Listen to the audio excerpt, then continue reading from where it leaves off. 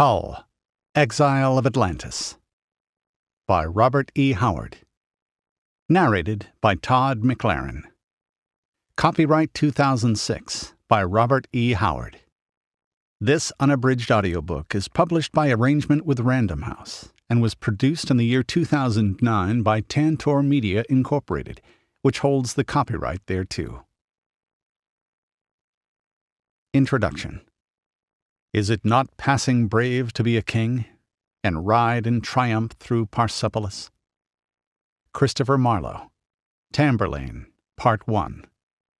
Kull of High Atlantis. Kull, who will never be of Volusia, no matter how long he rules the land of enchantment. Kull, cold-eyed but hot-headed, a bull in an unimaginably ancient china shop.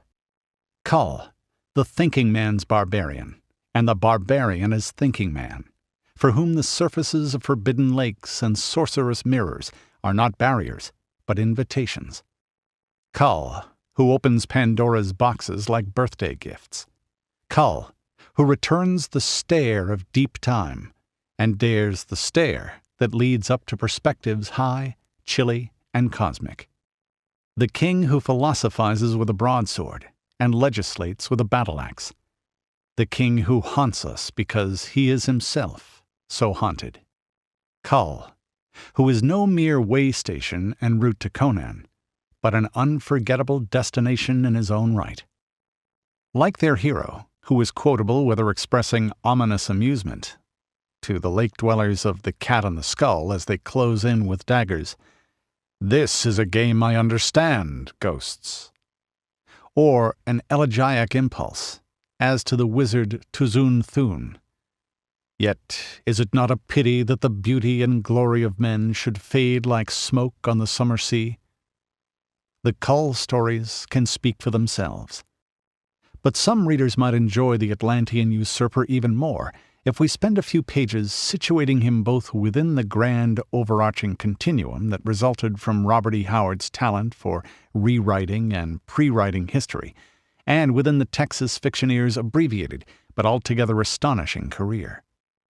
It is not quite accurate to label The Shadow Kingdom, which introduced Weird Tales readers to King Kull in the August 1929 issue, the untitled vignette many of us first met as Exile of Atlantis, with its glimpse of the Kull who would be king, was not published until 1967. The original sword and sorcery story. To do so is to overlook an earlier masterpiece, Lord Dunsany's 1910 The Fortress Unvanquishable, save for Sacknoth, in which a swordsman invades the hellish, dragon-guarded stronghold of an archimage. But the Howard tale jumps out at us as not only the first American sword and sorcery story, but the first to summon a series into being by offering a setting, an arena, greater than was required for just a single adventure. A setting the depth and detail of which all but demanded sequels. With Kull's pre-cataclysmic age, there arrived an American fantasyland defined by danger and doubt, rather than the bumptious Midwestern boosterism of Oz, or the sword and planet self-infatuation of John Carter of Mars, the extent of whose ego at times suggests that Helium, the Barsoomian city-state he rises to rule, is exceedingly well named. The barbarians of the late pre-cataclysmic age are offshore islanders who prey on the Thurian mainland from Atlantis, Lemuria, and the Pictish Isles, as if from unsinkable pirate ships. The times call for blood and iron, but Thurian blood is thinned, and their iron has corroded. Where the dominant civilization of the Hyborian age will be so virile that contact with it virtually snatched out of the wallow of savagery such tribes as it touched, the seven empires of the pre-cataclysmic dodder and totter. This is a world less mapped than Conan's, and more lapped by mystery and mysticism at its edges. Ice caves in the far north, reptile-reeking jungles in the far south. To the west, the isles beyond the sunset. To the east, the river Stegus and World's End. We learn that Verulian trickery is a byword, and that Thurania is the foal of Farsoon. But what Howard is really telling in the Kull stories is time.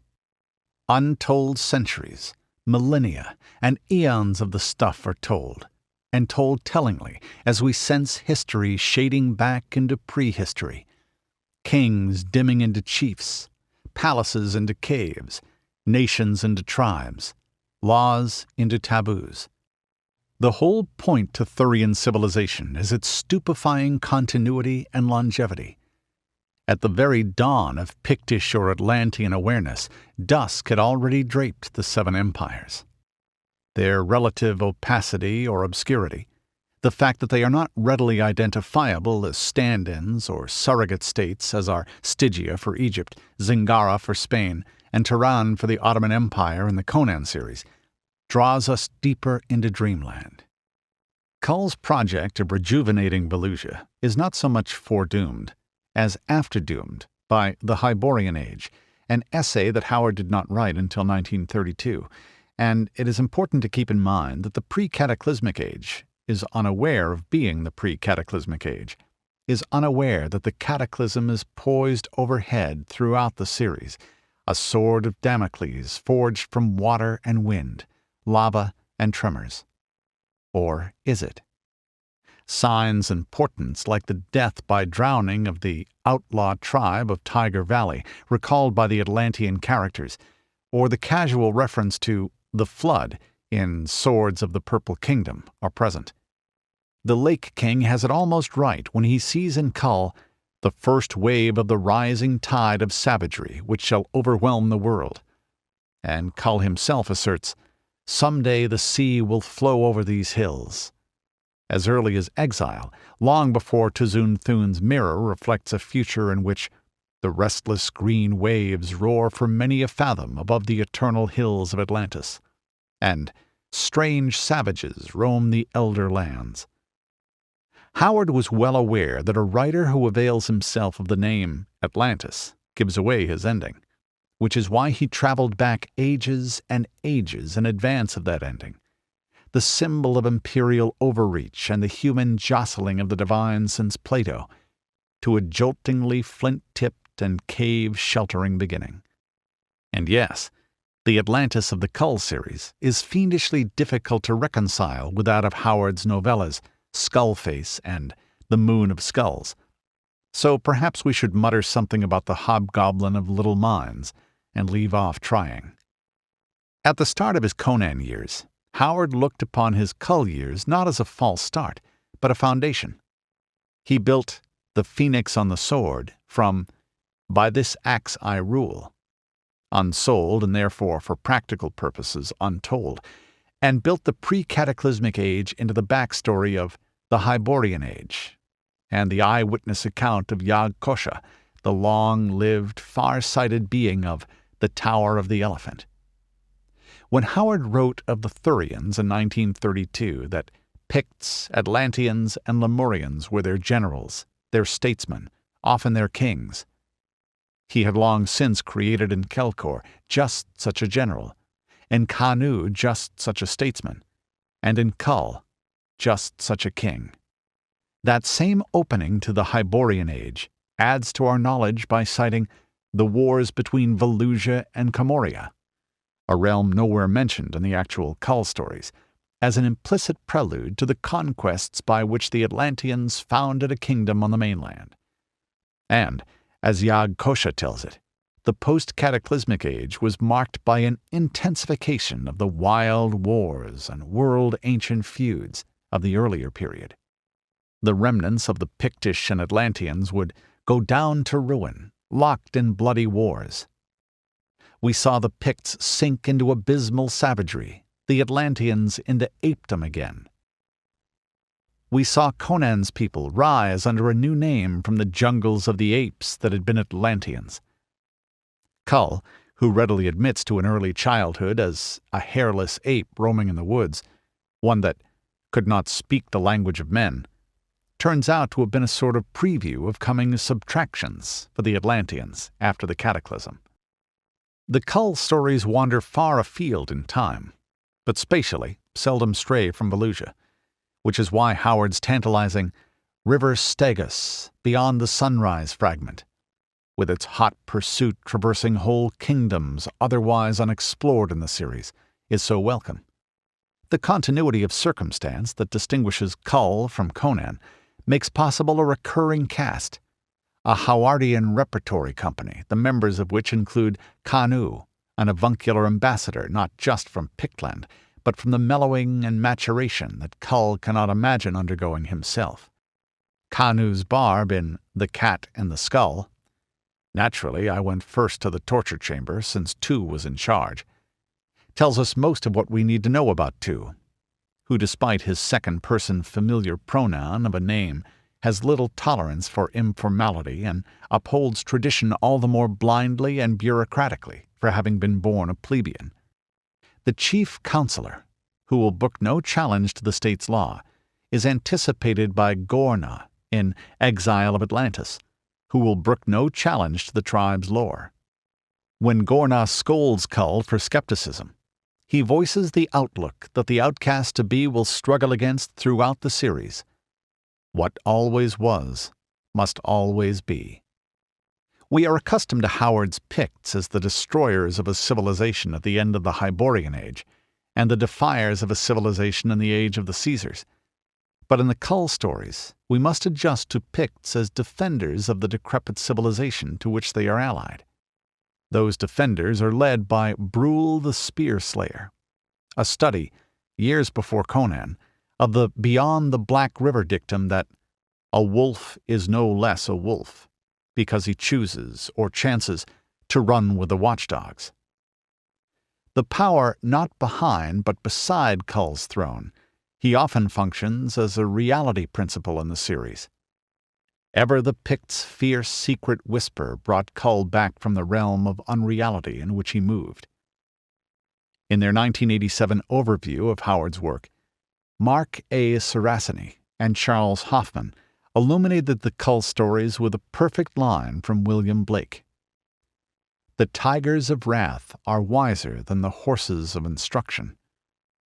Yet for all the wisdom he gains, Kull, the tiger of wrath, must be saved again and again by Brule, the horseman of instruction. When it is necessary to ride to Kull's rescue, or ride across the continent in the service of Kull's revenge, the Picts saddle up. And although the great days when Howard would annex Texas for heroic fantasy are yet to come, the lean, powerful savages, men of Brule's tribe, who sit their horses like centaurs, suggest the Comanches turned cavalry. It would never occur to Brule that the pen is mightier than the sword, which is why he urges Kull to arrange for the seditious poet Redondo to make rhymes for the vultures. By This Axe I Rule is the only story in which Redondo appears, although his songs live on after him in Swords of the Purple Kingdom. He permits Howard, whose poetry filled many pages but paid few bills, to have fun with a fellow blue-eyed versifier. When we meet Redondo, he is clad in jester's motley, but brandishes a dagger and exults in the assassination he has sworn to achieve. Meanwhile, Kull, the peerless warrior, is first seen behind a small writing desk, and the seeming role reversal continues as king strives to spare poet, while poet strives to slay king. Kull is not a Celtic character, except retroactively, in that Howard decided years later that the Atlanteans had been the progenitors of the Cimmerians, who were the forefathers of the Celts.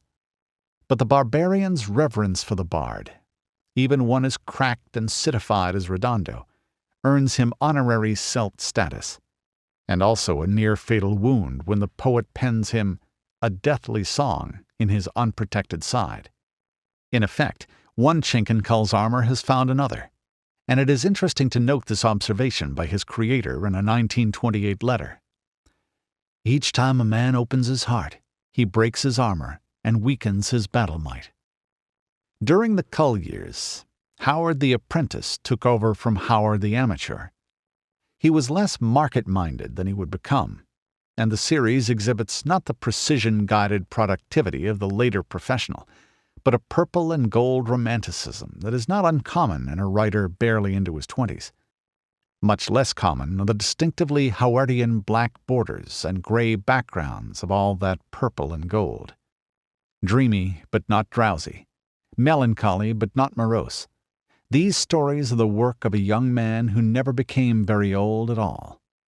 Like Kull, that young man was both fascinated and appalled by extremities of age and reveries of remembrance, while also being constantly goaded by the vagaries of a people which could never understand him. Howard himself may have given us tacit permission to perceive Kull as his attitudinal doppelganger in an October 1928 letter to his friend Harold Preece. An occultist of my acquaintance, who has gone deeper in the matter than any man I ever knew, says I have a very ancient soul, am a reincarnated Atlantean, in fact. With Kull, the feral child is father to the man. He knows not who his own parents were, an ignorance that perhaps at times seemed like bliss to Howard as he coped with the squalls and squabbles of life in a small family in a small town. Kull's ostensibly absolute power is often merely powerlessness prettified by pageantry, and the entire series clanks with chains, literalizations of the fetters the only son of Isaac and Hester Howard felt chafing him.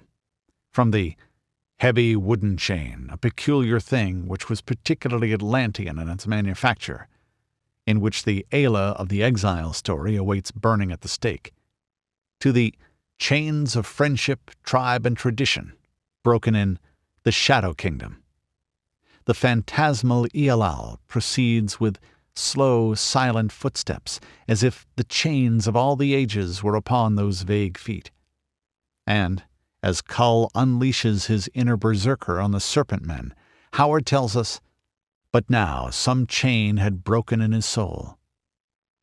One of the fragments espouses an equality of the remarkable beyond the shackles of birth and circumstance, and Kull breaks the news to the second Ayla that the king is only a slave like yourself, locked with heavier chains. A tiger in chains would be a crime, a contravention of the natural order to which only decadent illusions, or the Romans of kings of the night, might stoop. Where the lion is the king of beasts, and also the preferred beast of kings, the tiger's aura is more Eastern and exotic. One of the ways Howard establishes that we are vastly displaced in time is to have tigers roaring across the starlight on the beaches of Atlantis. And the tiger hunts in splendid isolation. He is a predator without a pride, a fitting totem for Kull, and perhaps his creator. I thought you were a human tiger, the Ayla of By This Axe confesses, shortly before Kull is forced to demonstrate many of his most tigerish qualities. But the linkage begins before we even leave Atlantis, with the hunters' debate as to whether a king tiger once scaled a vine to the moon to escape hunters and dwelt there for many years. Another 1928 Howard letter to another friend, Tevis Clyde Smith, contains references to demigods attaining pinnacles. The deeds of unthoughted heroes, the crude groping handiwork of authorial beginners and writers struggling up the long ladder. The latter two images are suggestive of one of the staggering vistas of the Shadow Kingdom, in which man is the jest of the gods, the blind, wisdomless striver from dust to dust, following the long, bloody trail of his destiny, knowing not why, bestial, blundering, like a great murderous child, yet feeling somewhere a spark of divine fire. Howard went on in the same letter to claim that he was familiar with the emptiness of success, despite not having succeeded yet. For always through the cheers of the mob will come, like a writhing serpent, the memory of the jeers of the mob when I walked and sweated pure red blood. This reads like a rough draft of the early scenes in The Shadow Kingdom, and not just because of Howard's tendency to assign fangs, coils, and scales to anything negative. The mingled cheers and jeers are also noteworthy. Behind the Atlantean usurper who can command obedience but never legitimacy, we can discern the aspiring author, too often rejected and too quickly dejected. But the spark of divine fire would continue to motivate Howard to sweat pure red blood. When he confided to Tevis Clyde Smith in November of 1928 that, "I've got the makings of a great writer in me, but I'll never become one because I'm too erratic and lazy to really try and keep on trying," he sold himself short. The makings of that great writer are on display here. But the Kull stories differ from Howard's 30s output, in part because of a certain archaic tang. I, nay, ye, mayhap, which he himself attributed to much medieval reading. The fairy fringes of the series border on what is unhelpfully called high fantasy. Nor should we overlook mordant flickers that we might sooner expect from a James Branch Cabell or Clark Ashton Smith. Brule's ancestry includes a legendary hero or two, semi-deified for feats of personal strength or wholesale murder, while Ascalante has noticed that poets always hate those in power and turn to dead ages for relief in dreams.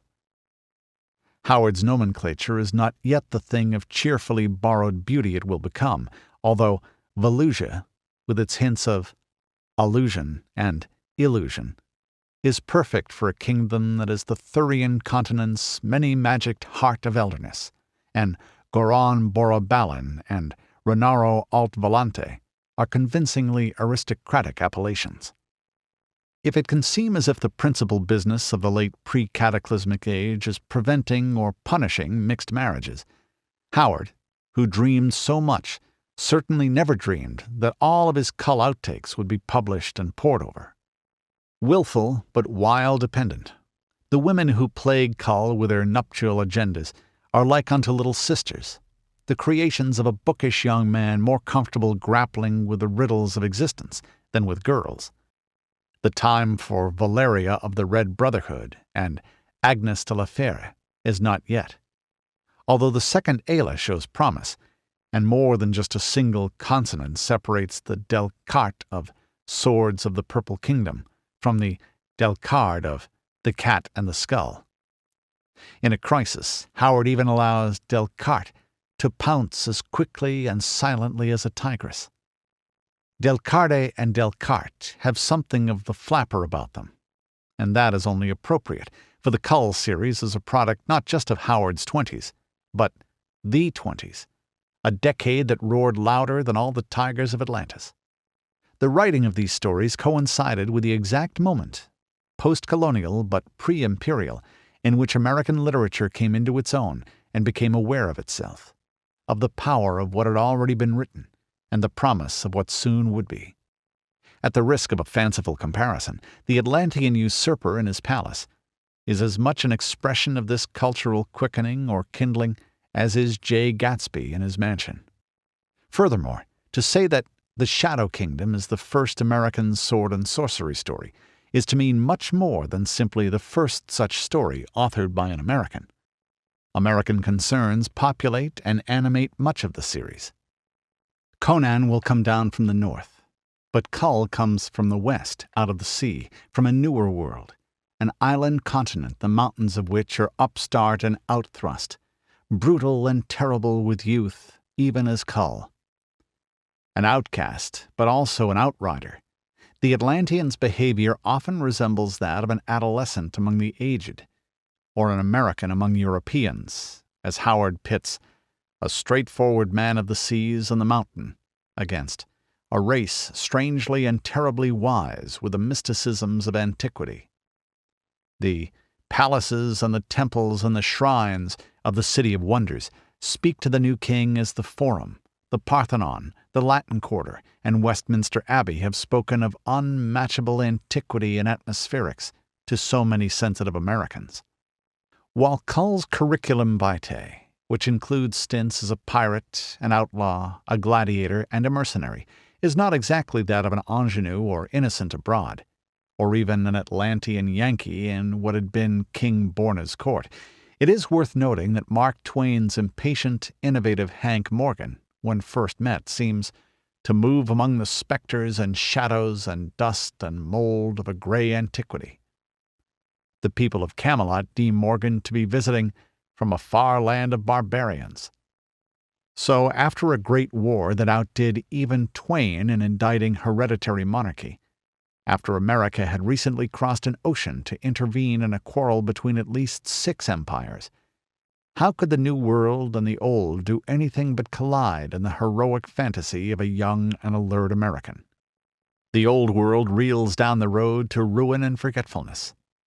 That's the Lake King of The Cat and the Skull, he who also deduces that the rot of civilization has not yet entered Kull's soul.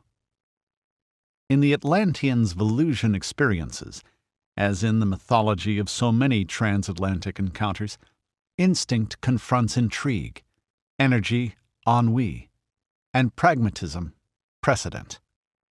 In 1930, Howard looked back at 1914 in his piece, A Touch of Trivia, recalling that he had firmly thrown in my lot with the Allies and thereafter remained loyal, and stressing, "We all felt then a friendship for France.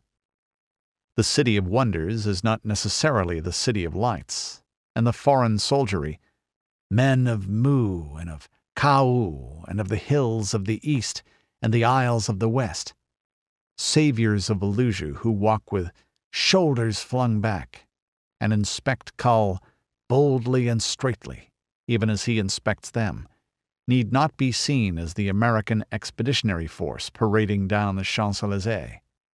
But with so many of even the verifiably human Volusians speaking with forked tongues, could there be a trace of what befell Woodrow Wilson at the Paris Peace Conference, in Kull beset by courtiers and conspirators?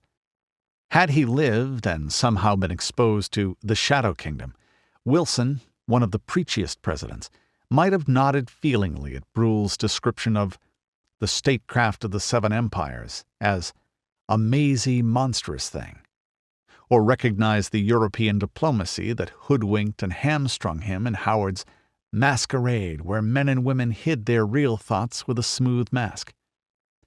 Is it a fetch too far to speculate that Howard might have been doing what gifted fantasists have been known to do, alluding without allegorizing? If so, if, once upon a time, these stories were entwined with that same time, they have emphatically not been entombed along with their period of origin. But all such thoughts are at best marginalia scrawled in invisible ink, ghosts even more spectral than the many others thronging this series.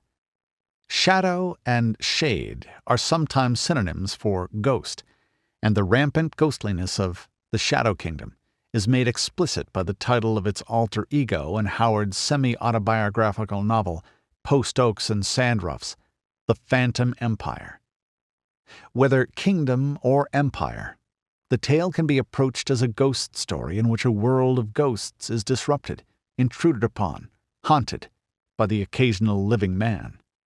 In a brilliant touch, the specter of the murdered monarch Ialal fails even to notice Kull and Bruhl, as if they are the ghosts. The phantom came straight on, giving them no heed. Kull shrank back as it passed them, feeling an icy breath like a breeze from the Arctic snow. Visions invade Kull's mind, like ghosts flying unbidden from the whispering void of non-existence. And the tablet in By This Axe I Rule is another kind of ghost, albeit stone and ultimately shatterable, that of the primal lawmakers, haunting and thwarting the lovers Ayla and Sino Valdor. To live is sooner or later to outlive oneself, to be a ghost. Kull the King has outlived the earlier self who harried the Pictish Isles and laughed upon the green, roaring tides of the Atlantean Sea. And in Kings of the Night he briefly outlives his entire era, prompting the Norseman Wulfhere's question, "Shall a ghost lead living men?" Once returned to his own time, Kull discloses that he has just fought for the king of a strange shadow people, and is left with even more divided loyalties when it comes to the real and the unreal. All life and time and space seemed like a dream of ghosts to him, and he wondered there at all the rest of his life. A substantial amount of insubstantiality is characteristic of Howard's fantasy. Substantial and substantiating. The gritty and the ghostly reinforce each other in his pages. Just as Kull's confusion about his own identity and authenticity served to shore up his identity and authenticity as one of the most unforgettable figures in heroic fantasy, his creator's insistence upon unreality and impermanence helps to solidify the reality and permanence of his achievement as a storyteller. Another instance of phantasmal imagery in The Mirrors of Tuzun Thun merits our attention. I can summon up a demon more savage than any in Ghostland, by smiting you in the face. Howard was most likely inspired by one of the most famous of Shakespearean exchanges, from Act 3 of Henry IV, Part 1, a play he knew well. Glendower. I can call spirits from the vasty deep. Hotspur. Why, so can I, or so can any man. But will they come when you do call for them?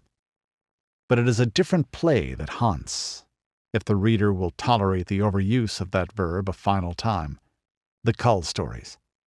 Himself the scion of a family steeped in Shakespeare, the eminent fantasist Fritz Leiber was the first to point out that Kull is a Macbeth figure.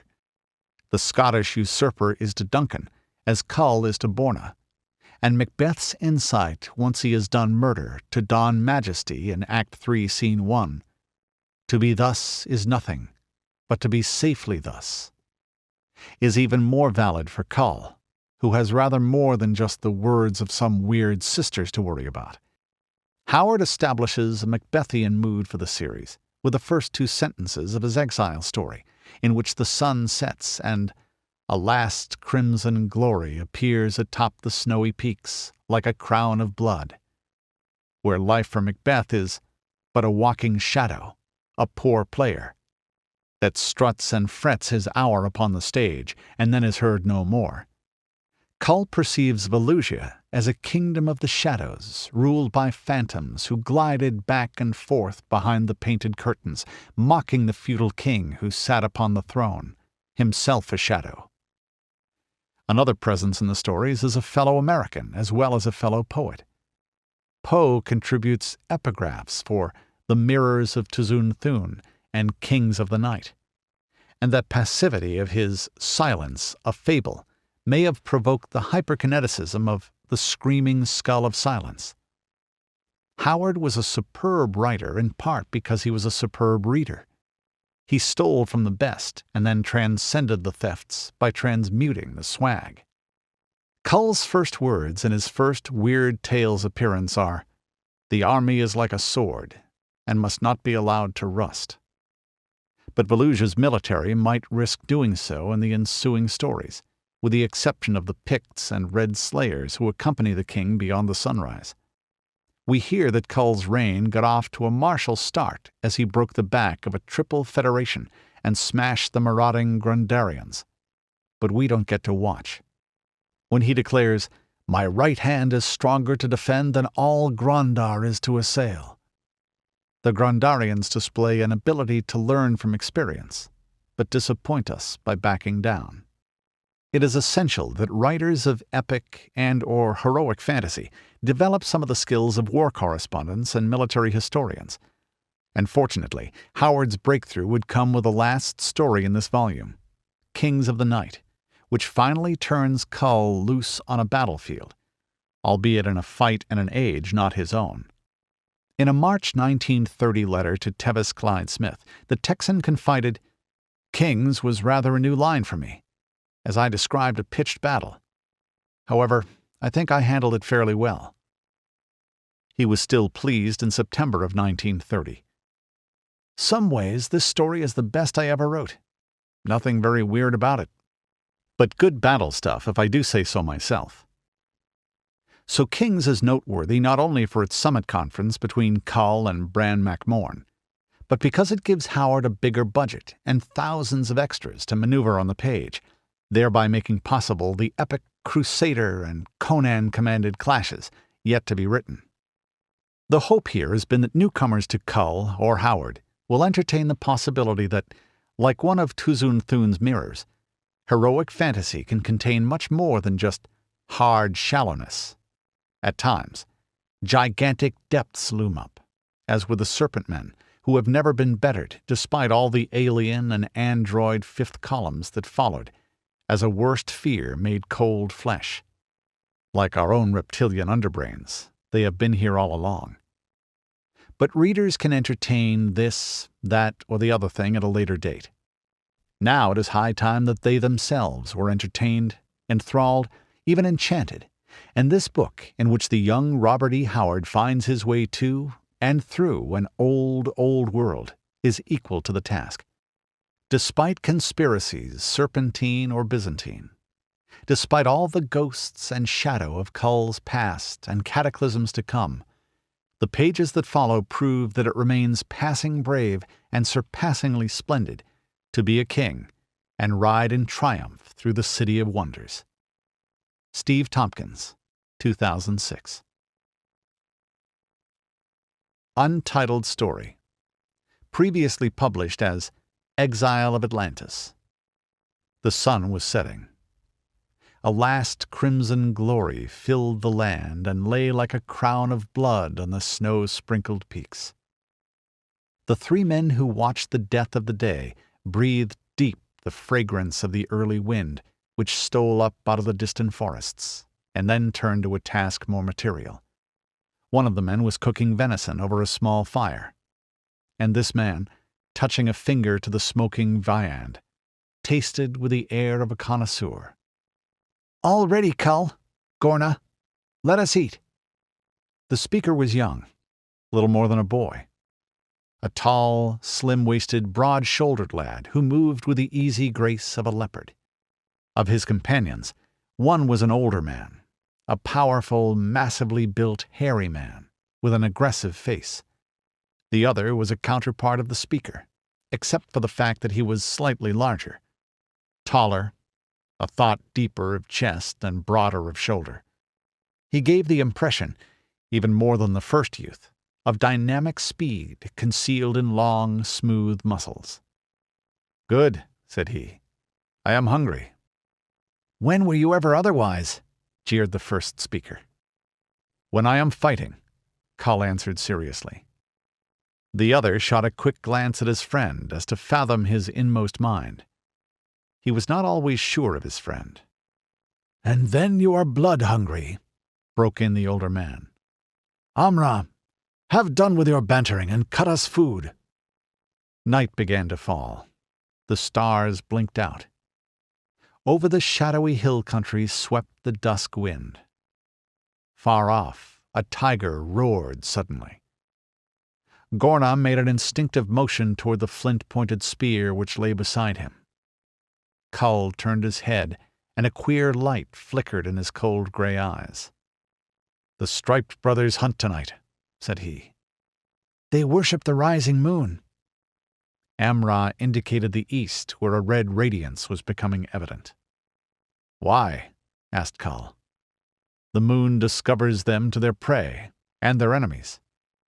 "Once, many hundreds of years ago," said Gorna, "a king tiger pursued by hunters called on the woman in the moon, and she flung him down a vine, whereby he climbed to safety and abode for many years in the moon. Since then, all the striped people worship the moon." "I don't believe it," said Kull bluntly. "Why should the striped people worship the moon for aiding one of their race who died so long ago? Many a tiger has scrambled up Death Cliff and escaped the hunters, but they do not worship that cliff. How should they know what took place so long ago?" Gorna's brow clouded. "It little becomes you, Kull, to jeer at your elders or to mock the legends of your adopted people. This tale must be true, because it has been handed down from generation unto generation longer than men remember. What always was must always be." "I don't believe it," said Kull. "These mountains always were, but some day they will crumble and vanish. Some day the sea will flow over these hills." "Enough of this blasphemy!" cried Gorna with a passion that was almost anger. "Kull, we are close friends, and I bear with you because of your youth.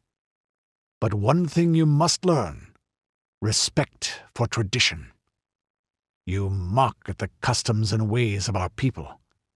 You whom that people rescued from the wilderness and gave a home and a tribe." "I was a hairless ape roaming in the woods," admitted Kull frankly and without shame. "I could not speak the language of men, and my only friends were the tigers and the wolves. I know not whom my people were, or what blood am I." "That matters not," broke in Gorna. "For all you have the aspect of one of that outlaw tribe who lived in Tiger Valley and who perished in the great flood, it matters little. You have proven yourself a valiant warrior and a mighty hunter. Where will you find a youth to equal him in throwing the spear or in wrestling?" broke in Amra, his eyes alight. "Very true," said Gorna. "He is a credit to the Sea Mountain tribe. But for all that, he must control his mouth and learn to reverence the holy things of the past and of the present." "I mock not," said Kull without malice. "But many things the priests say I know to be lies, for I have run with the tigers, and I know wild beasts better than the priests. Animals are neither gods nor fiends, but men in their way without the lust and greed of man."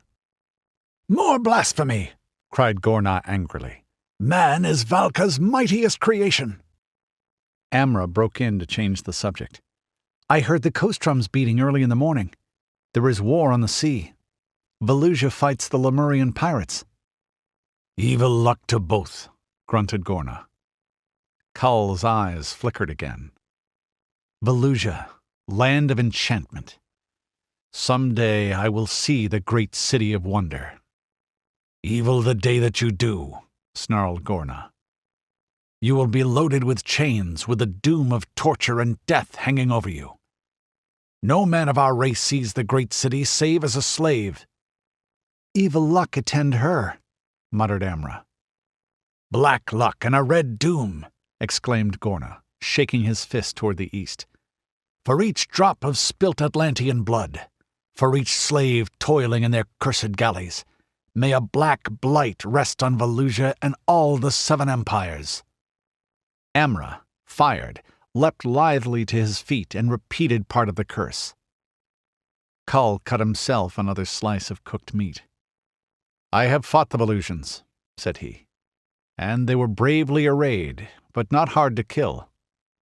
Nor were they evil-featured." "You fought the feeble guard of her northern coast," grunted Gorna, "or the crew of stranded merchant ships. Wait until you have faced the charge of the Black Squadrons, or the great army, as have I. Hi! Then there is blood to drink. With Gondaro of the Spear I harried the Valusian coasts when I was younger than you, Kull. Aye, we carried the torch and the sword deep into the Empire. 500 men we were, of all the coast tribes of Atlantis.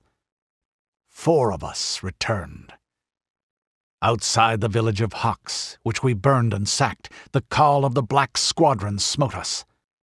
Hi, there the spears drank and the swords were eased of thirst. We slew and they slew, but when the thunder of battle was stilled, 4 of us escaped from the field, and all of us sore wounded."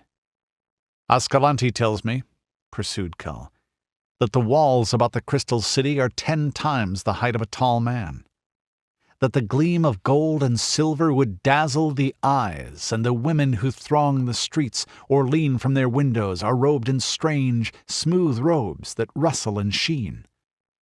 "Ascalante should know," grimly said Gorna, "since he was slave among them so long that he forgot his good Atlantean name, and must forsooth abide by the Valusian name they gave him."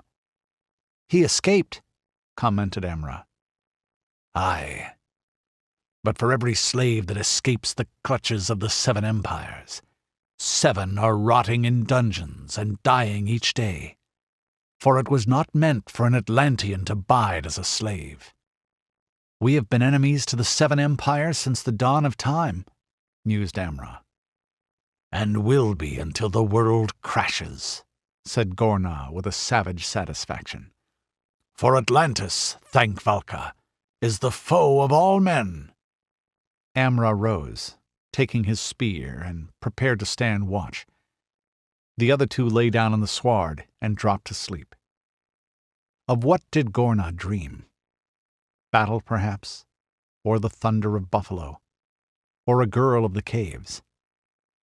Kull, through the mists of his sleep, echoed faintly and far away the golden melody of the trumpets. Clouds of radiant glory floated over him. Then a mighty vista opened before his dream self. A great concourse of people stretched away into the distance, and a thunderous roar in a strange language went up from them. There was a minor note of steel clashing, and great shadowy armies reigned to the right and the left. The mist faded, and a face stood out boldly, a face above which hovered a regal crown, a hawk-like face, dispassionate, immobile, with eyes like the grey of the cold sea. Now the people thundered again. "Hail the king! Hail the king! Kull the king!" Kull awoke with a start. The moon glimmered on the distant mountain. The wind sighed through the tall grass. Gorna slept beside him, and Amra stood, a naked bronze statue against the stars. Kull's eyes wandered to his scanty garment, a leopard's hide twisted about his pantherish loins. A naked barbarian. Kull's cold eyes glimmered. Kull the king. Again he slept. They arose in the morning and set out for the caves of the tribe. The sun was not yet high when the broad blue river met their gaze, and the caverns of the tribe rose to view. "Look!" Amra cried out sharply. "They burned someone!" A heavy stake stood before the caves. Thereon was a young girl bound. The people who stood about, hard-eyed, showed no sign of pity. "Ayla," said Gorna, his face setting into unbending lines. "She married a Lemurian pirate, the wanton." "Aye," broke in a stony-eyed old woman. "My own daughter. Thus she brought shame on Atlantis. My daughter no longer. Her mate died. She was washed ashore when their ship was broken by the craft of Atlantis." Kull eyed the girl compassionately. He couldn't understand. Why did these people, her own kin and blood, frown on her so, merely because she chose an enemy of her race? In all the eyes that were centered on her, Kull saw only one trace of sympathy. Amra's strange blue eyes were sad and compassionate. What Kull's own immobile face mirrored there is no knowing. But the eyes of the doomed girl rested on his. There was no fear in her fine eyes, but a deep and vibrant appeal. Kull's gaze wandered to the faggots at her feet. Soon the priest, who now chanted a curse beside her, would stoop and light these with a torch which he now held in his left hand. Kull saw that she was bound to the stake with a heavy wooden chain, a peculiar thing which was typically Atlantean in its manufacture. He could not sever that chain, even if he reached her through the throng that barred his way. Her eyes implored him. He glanced at the faggots, touched the long flint dagger at his girdle. She understood, nodded, relief flooding her eyes. Kull struck as suddenly and unexpectedly as a cobra. He snatched the dagger from his girdle and threw it. Fairly under the heart it struck, killing her instantly. While the people stood spellbound, Kull wheeled, bounded away, and ran up the sheer side of the cliff for 20 feet, like a cat. The people stood struck dumb. Then a man whipped up bow and arrow and sighted along the smooth shaft. Kull was heaving himself over the lip of the cliff. The bowman's eyes narrowed. Amrah, as if by accident, lurched headlong into him, and the arrow sang wide and aside. Then Kull was gone. He heard them screaming on his track. His own tribesmen, fired with the bloodlust, wild to run him down and slay him for violating their strange and bloody code of morals. But no man in Atlantis, and that means no man in the world, could foot it with Kull of the Sea Mountain tribe. The Shadow Kingdom. 1. A king comes riding. The blare of the trumpets grew louder, like a deep, golden tide surge, like the soft booming of the evening tides against the silver beaches of Elusia. The throng shouted, women flung roses from the roofs as the rhythmic chiming of silver hoofs came clearer, and the first of the mighty array swung into view in the broad white street that curved round the golden-spired Tower of Splendor. First came the trumpeters, slim youths, clad in scarlet, riding with a flourish of long, slender golden trumpets. Next the bowmen, tall men from the mountains. And behind these the heavily armed footmen, their broad shields clashing in unison, their long spears swaying in perfect rhythm to their stride.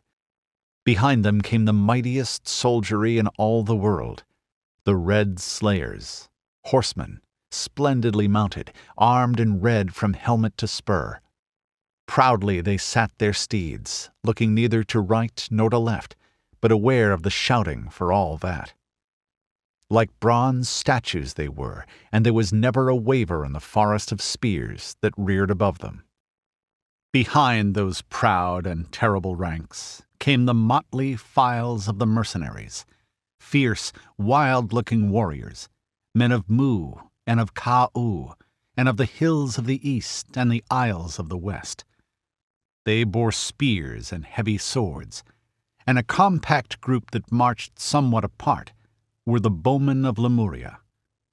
Then came the Lightfoot of the nation, and more trumpeters brought up the rear. A brave sight, and a sight which aroused a fierce thrill in the soul of Kull, king of Elusia. Not on the topaz throne at the front of the regal Tower of Splendor sat Kull, but in the saddle, mounted on a great stallion, a true warrior king. His mighty arms swung up in reply to the salutes as the hosts passed. His fierce eyes passed the gorgeous trumpeters with a casual glance, rested longer on the following soldiery. They blazed with a ferocious light as the Red Slayers halted in front of him with a clang of arms and a rearing of steeds, and tendered him the crown salute. They narrowed slightly as the mercenaries strode by. They saluted no one, the mercenaries. They walked with shoulders flung back, eyeing Kull boldly and straightly, albeit with a certain appreciation. Fierce eyes unblinking, savage eyes, staring from beneath shaggy manes and heavy brows. And Kull gave back a like stare. He granted much to brave men, and there were no braver in all the world, not even among the wild tribesmen who now disowned him. But Kull was too much the savage to have any great love for these. There were too many feuds. Many were age-old enemies of Kull's nation. And though the name of Kull was now a word accursed among the mountains and valleys of his people, and though Kull had put them from his mind, yet the old hates, the ancient passions still lingered. For Kull was no Volusian, but an Atlantean. The armies swung out of sight around the gem-blazing shoulders of the Tower of Splendor, and Kull reined his stallion about and started toward the palace at an easy gait, discussing the review with the commanders that rode with him, using not many words, but saying much. "The army is like a sword," said Kull, "and must not be allowed to rust." So down the street they rode, and Kull gave no heed to any of the whispers that reached his hearing from the throngs that still swarmed the streets. "That is Kull, see?" Valka! But what a king! And what a man! Look at his arms, his shoulders. And an undertone of more sinister whisperings. Kull! Ha! Accursed usurper from the pagan isles. Aye, shame to Valusia that a barbarian sits on the throne of kings. Little did Kull heed. Heavy-handed had he seized the decaying throne of ancient Valusia, and with a heavier hand did he hold it, a man against a nation. After the council chamber, the social palace where Kull replied to the formal and laudatory phrases of the lords and ladies, with carefully hidden, grim amusement at such frivolities. Then the lords and ladies took their formal departure, and Kull leaned back upon the ermined throne and contemplated matters of state until an attendant requested permission from the great king to speak, and announced an emissary from the Pictish embassy. Kull brought his mind back from the dim mazes of illusion statecraft where it had been wandering, and gazed upon the Pict with little favor. The man gave back the gaze of the king without flinching. He was a lean-hipped, massive-chested warrior of middle height, dark, like all his race, and strongly built. From strong, immobile features gazed dauntless and inscrutable eyes. The chief of the councillors, Kanu of the tribe, right hand of the king of Pictum, sends greetings and says, "There is a throne at the feast of the rising moon for Kull, king of kings, lord of lords, emperor of Valusia." "Good," answered Kull. "Say to Kanu the Ancient, ambassador of the Western Isles, that the king of Valusia will quaff wine with him when the moon floats over the hills of Zalgara." Still the Pict lingered. "I have a word for the king, not," with a contemptuous flirt of his hand, "for these slaves." Kull dismissed the attendants with a word, watching the Pict warily. The man stepped nearer and lowered his voice. "Come alone to feast tonight, Lord King. Such was the word of my chief." The king's eyes narrowed, gleaming like gray sword steel, coldly. "Alone?" "Aye." They eyed each other silently, their mutual tribal enmity seething beneath their cloak of formality.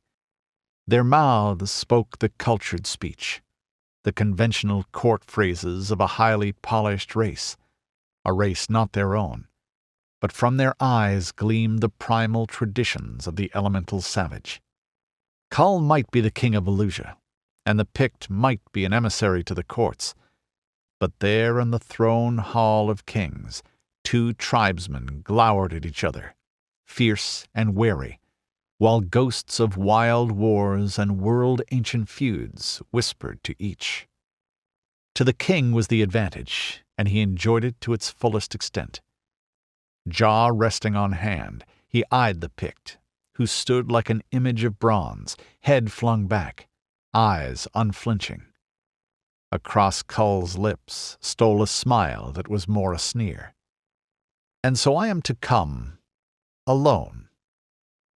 Civilization had taught him to speak by innuendo, and the Pict's dark eyes glittered, though he made no reply.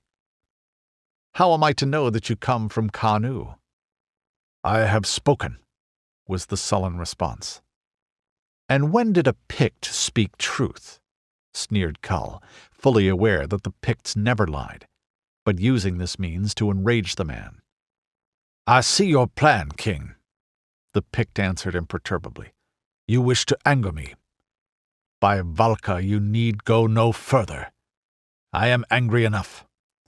And I challenge you to meet me in single battle, spear, sword, or dagger, mounted or afoot. Are you king or man?" Kull's eyes glinted with the grudging admiration a warrior must needs give a bold foeman, but he did not fail to use the chance of further annoying his antagonist. "A king does not accept the challenge of a nameless savage," he sneered, "nor does the Emperor of Valusia break the truce of ambassadors. You have leave to go.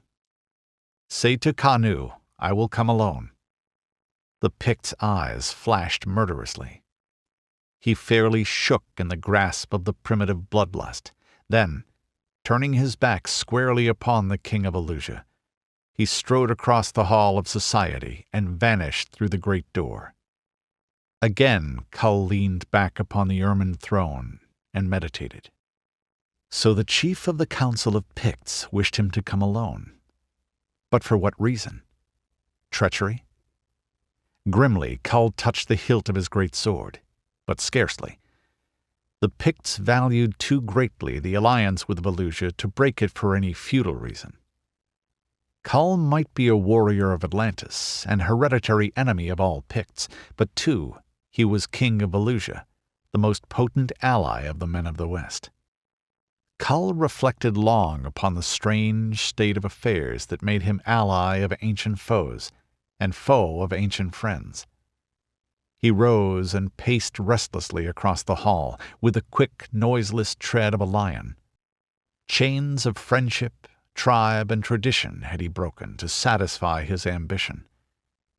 And by Valka, god of the sea and the land, he had realized that ambition. He was king of Velusia, a fading, degenerate Velusia, a Velusia living mostly in dreams of bygone glory, but still a mighty land and the greatest of the 7 empires. Velusia, land of dreams, the tribesmen named it, and sometimes it seemed to Kull that he moved in a dream. Strange to him were the intrigues of court and palace, army and people. All was like a masquerade, where men and women hid their real thoughts with a smooth mask. Yet the seizing of the throne had been easy. A bold snatching of opportunity, the swift whirl of swords, the slaying of a tyrant of whom men had wearied unto death, short, crafty plotting with ambitious statesmen out of favor at court. And Kull, wandering adventurer, Atlantean exile, had swept up to the dizzy heights of his dreams. He was lord of Velusia, king of kings. Yet now it seemed that the seizing was far easier than the keeping. The sight of the Pict had brought back youthful associations to his mind, the free, wild savagery of his boyhood. And now a strange feeling of dim unrest, of unreality, stole over him as of late it had been doing. Who was he, a straightforward man of the seas and the mountain, to rule a race strangely and terribly wise with the mysticisms of antiquity? An ancient race. "I am Kull," said he, flinging back his head as a lion flings back his mane. "I am Kull!" His falcon gaze swept the ancient hall. His self-confidence flowed back. And, in a dim nook of the hall, a tapestry moved, slightly. 2. Thus spake the silent halls of Velusia. The moon had not risen, and the garden was lighted with torches aglow in silver cressets when Kull sat down on the throne before the table of Ka-Nu, ambassador of the Western Isles. At his right hand sat the ancient Pict, as much unlike an emissary of that fierce race as a man could be. Ancient was Ka-Nu, and wise in statecraft, grown old in the game. There was no elemental hatred in the eyes that looked at Kull appraisingly. No tribal traditions hindered his judgments. Long associations with the statesmen of the civilized nations had swept away such cobwebs. Not, "Who and what is this man?" was the question ever foremost in Ka-Nu's mind, but, "Can I use this man? And how?" Tribal prejudices he used only to further his own schemes. And Kull watched Ka-Nu, answering his conversation briefly, wondering if civilization would make of him a thing like the Pict. For Ka-Nu was soft and paunchy. Many years had stridden across the sky rim since Ka-Nu had wielded a sword. True, he was old, but Kull had seen men older than he in the forefront of battle. The Picts were a long-lived race. A beautiful girl stood at Ka-Nu's elbow, refilling his goblet, and she was kept busy. Meanwhile, Ka-Nu kept up a running fire of jests and comments, and Kull, secretly contemptuous of his garrulity, nevertheless missed none of his shrewd humor. At the banquet were Pictus chiefs and statesmen, the latter jovial and easy in their manner, the warriors formally courteous, but plainly hampered by their tribal affinities. Yet Kull, with a tinge of envy, was cognizant of the freedom and ease of the affair, as contrasted with like affairs of the Volusian court. Such freedom prevailed in the rude camps of Atlantis. Kull shrugged his shoulders. After all, doubtless Kanu, who would seem to have forgotten he was a Pict as far as time-hoary custom and prejudice went, was right, and he, Kull, would better become a Volusian in mind as in name.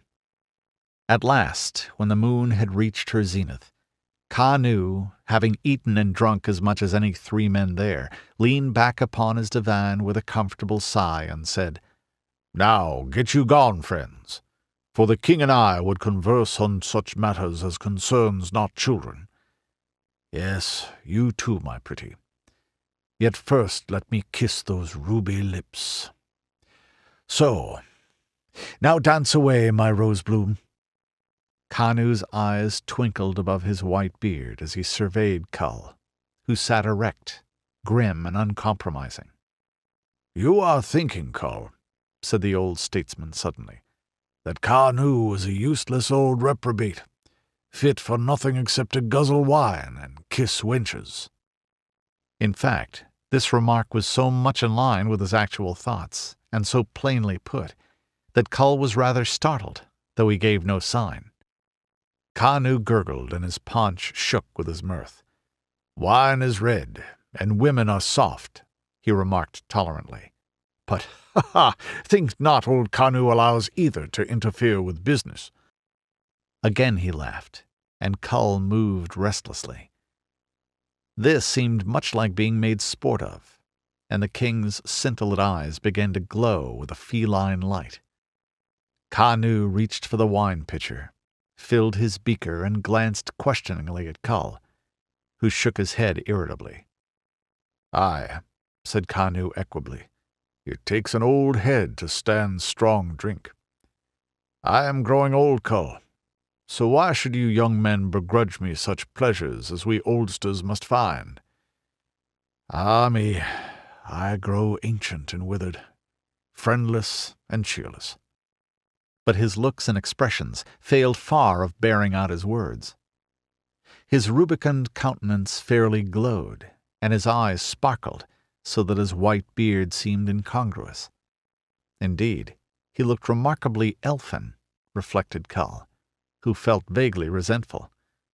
The old scoundrel had lost all of the primitive virtues of his race, and of Kull's race, yet he seemed more pleased in his aged days than otherwise. "Hark ye, Kull," said Kanu, raising an admonitory finger. "'Tis a chancy thing to laud a young man. Yet I must speak my true thoughts to gain your confidence." "If you think to gain it by flattery—" "Tush! Who spoke of flattery? I flatter only to discard." There was a keen sparkle in Kanu's eyes, a cold glimmer that did not match his lazy smile.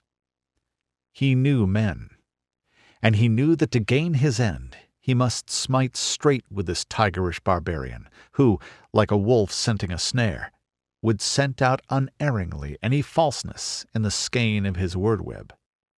"You have power, Kull," said he, choosing his words with more care than he did in the council rooms of the nation, "to make yourself mightiest of all kings, and to restore some of the lost glories of Volusia. So, I care little for Volusia, though the woman and wine be excellent, save for the fact that the stronger Volusia is, the stronger is the Pict nation. More, with an Atlantean on the throne, eventually Atlantis will become united." Kull laughed in harsh mockery. Kanu had touched an old wound. "Atlantis made my name accursed when I went to seek fame and fortune among the cities of the world. They, are age-old foes of the 7 empires, greater foes of the allies of the empires, as you should know." Kanu tugged his beard and smiled enigmatically. Nay, nay, let it pass. But I know whereof I speak, and then warfare will cease wherein there is no gain. I see a world of peace and prosperity, man loving his fellow man, the good supreme. All this can you accomplish, if you live. Ha! Kull's lean hand closed on his hilt, and he half rose, with a sudden movement of such dynamic speed that Kanu, who fancied men as some men fancied blooded horses, felt his old blood leap with a sudden thrill. Valka, what a warrior! Nerves and sinews of steel and fire, bound together with a perfect coordination, the fighting instinct that makes the terrible warrior. But none of Kanu's enthusiasm showed in his mildly sarcastic tone. Tush! Be seated. Look about you. The gardens are deserted, the seats empty save for ourselves. You fear not. We hope you enjoyed this preview. To continue listening to this audiobook on Google Play Books, use the link in the video description.